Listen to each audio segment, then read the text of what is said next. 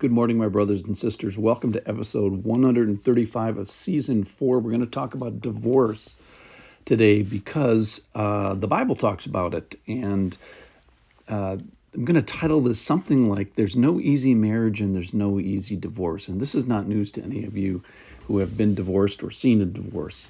Let's start with marriage. Who doesn't like a wedding? Who doesn't like a joining and a joy and family and beauty and relationships and revelation of God and financial gain and a foundation for families? Who doesn't like that there'll be someone partnering with you to share your difficulties and bearing your difficulties? And who doesn't think it's pretty cool to watch somebody work in the hardest and the best things of their life as you witness that as a partner?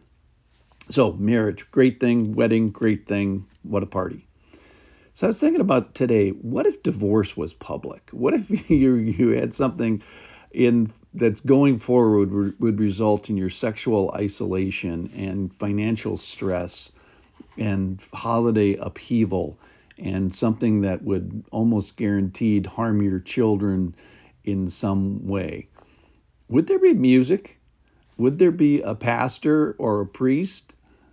Would God be invited to that service as he was to the other one?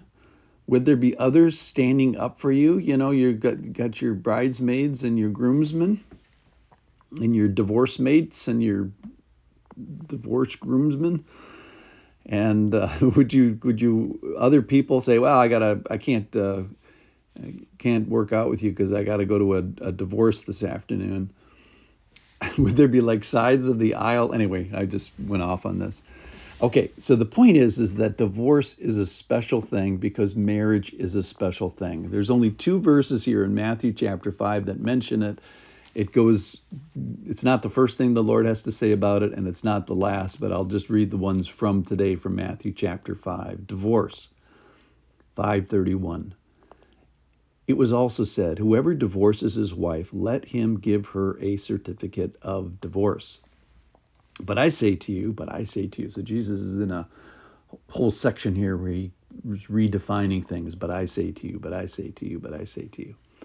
that everyone who divorces his wife, except on the ground of sexual immorality, makes her commit adultery, and whoever marries a divorced woman commits adultery.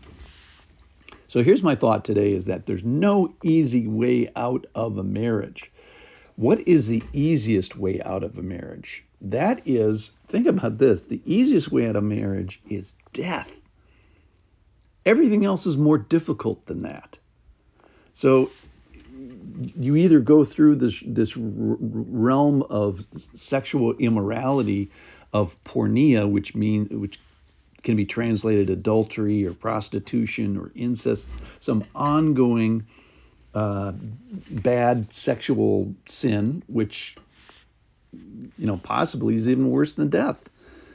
So there's no easy way out of a marriage, because you have to break not only relational and familial and genetic bonds and financial bonds, but you have to break what is joined by God. So think about it at a wedding.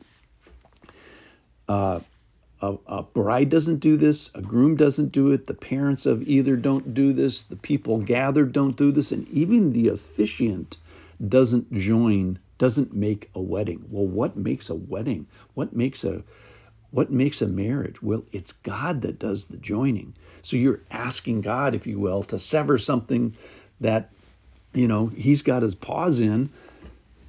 They are no longer 2, but 1. God has joined. He's the big actor in a wedding, not even the bride and the groom. We're just willing participants to give up our rights and to join into this and to jump into this marriage pool above our pay grade. And when this happens, there's no expiration date on it. It's designed to help us with our aloneness and our sexual temptation. I always say that divorce is bad, it's wrong, it's immoral, it's destructive, it's expensive, it's tragic, it's painful. And I didn't even get that from the Bible. I just get that from my divorced friends. Anybody who's had a touch with divorce knows that it's a terrible thing. I'm not telling you anything you don't know. So is it a surprise that we're fallen in our relationships? Well, no. We're in a whole section here where he talks about fallenness in anger, and fallenness in adultery, and fallenness in our words, and fallenness with our retribution. That's all in the section in Matthew chapter 5.